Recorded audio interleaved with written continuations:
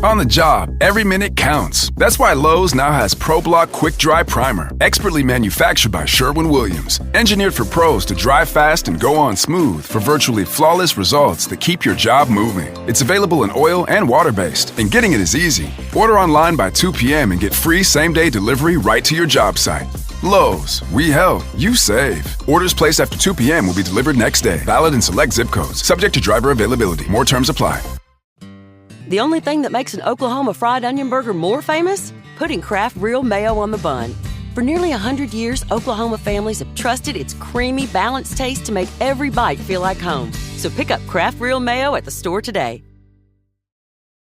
Hello, everybody. I'm Greg Audino, your host here on ORD, and you found yourself in another one of our weekly bonus episodes, in which, instead of reading to you myself from an article about relationship building, I share a previously aired episode from one of our other shows in our network that I think you might enjoy. Today's comes from Optimal Finance Daily, our show that covers all sorts of posts about personal finance information and how to cultivate a smart money mindset. So with that, let's hear our host over there, Diana, narrate this post for you and provide her commentary as well as we optimize your life. 3 Smart Alternatives to Merging Money in Marriage by Andy Hill of MarriageKidsAndMoney.com. For the last 8 years, my wife Nicole and I have merged our finances. Our joint checking account has been the holding place for all of my paychecks and all of hers. It's also been the account where all of our spending has come from. Overall, that system has worked pretty well over the duration of our short marriage. We've rid ourselves of almost $50,000 of debt. We paid off our mortgage and we've grown our net worth by $800,000. Our lives are comfortable. We have 2 kids that are happy and healthy. Life is good. Every once in a while, though, Nicole and I have disagreements about money. What couple doesn't, right? There are times when we don't see eye to eye on spending or saving for the future. I'm always looking for ways to increase our wealth, security, and create more time freedom. She likes those things too, but is often more interested in enjoying today and not depriving ourselves. Honestly, I see our saver versus spender differences as positive. She helps me live a little, and I help her plan for the future. It's got me thinking lately about what other ways we could arrange our money situation. I don't want to stick with the same arrangement if we keep coming back to the same disagreements. Wouldn't that be some marital lunacy? I reached out to some friends in the personal finance community to get their thoughts and opinions. This community has helped me win with money in the past. Why not my marriage? Here are 3 alternatives to the merged finances situation that I'm going to consider to improve my marriage. Number 1, completely separate. You were living with completely separate bank accounts before you were married. This method has you continue in the same fashion. The money you earn goes into your bank account and the money your spouse earns goes into their bank account. Jim from Route to Retire shared the way he and his wife have crafted their separate account situation. Quote, "My wife and I have always kept our checking accounts and credit cards separate. We've been married for 12 years. We do have a joint savings account and divide up who pays which bills. Everyone's different, but this system has always just worked great for us." End quote. As Jim explained, the trick here is that you'll need to work on an arrangement for who pays the bills and also decide what are the major shared expenses. Advantages of completely separate accounts: independence, autonomy, and overall, it feels like a fair partnership. Challenges with completely separate accounts: the process feels like a lot of work when you're separating which person is paying for each expense. And this would need to consider times when a spouse might be out of a job or staying at home with kids. To clarify, these are the challenges I would personally see with my situation and not with Jim's or anyone else who chooses to be completely separate. What I'm finding more and more in marriage is that we need to choose what works best for us and not let other opinions interfere. In short, if it's worked for 12 years, keep rocking. Number 2, yours, mine, and ours. This is when you add a new bank account into the mix.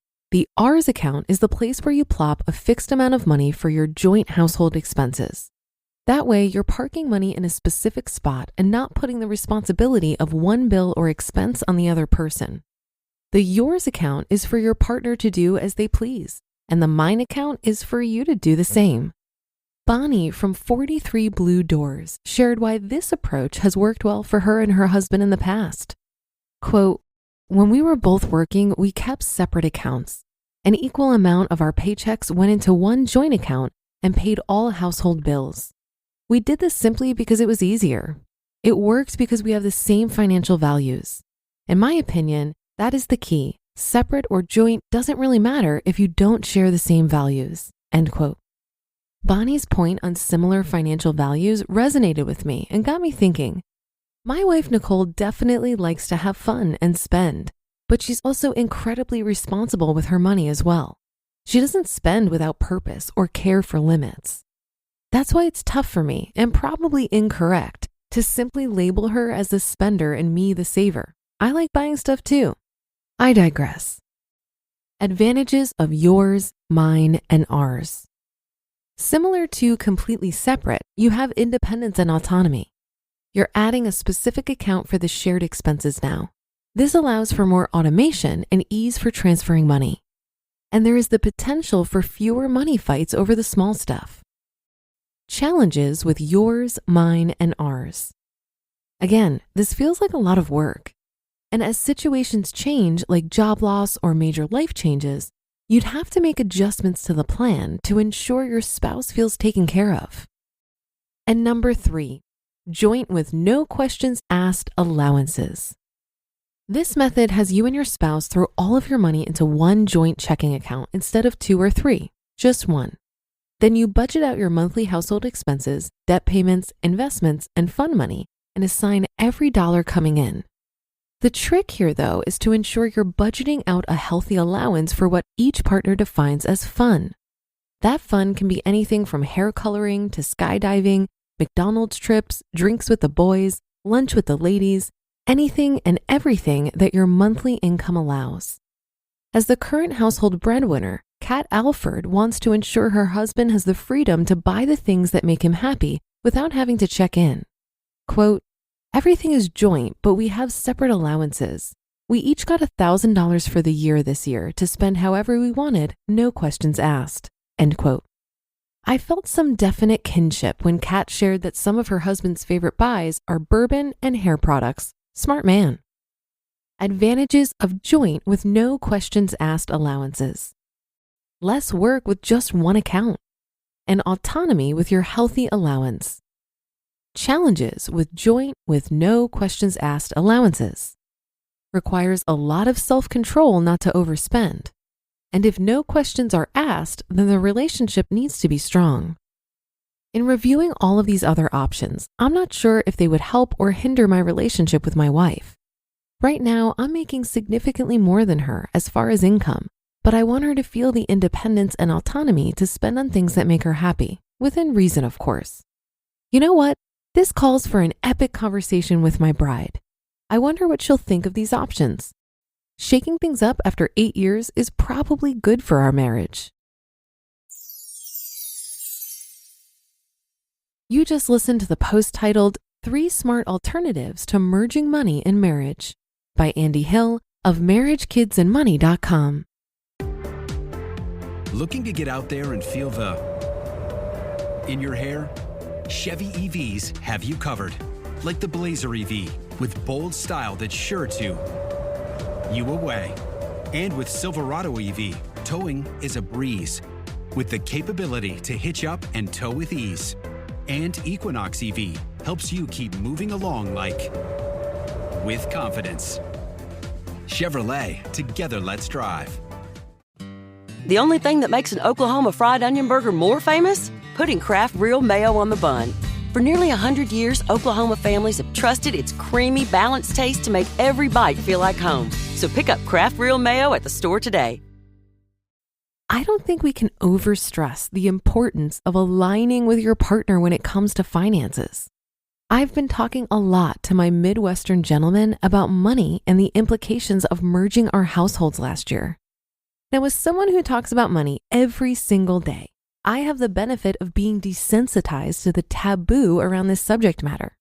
I think money is such a sensitive topic because many people carry a lot of shame around it, We're taught that it's a very private thing, and ultimately it's a reflection of what we value.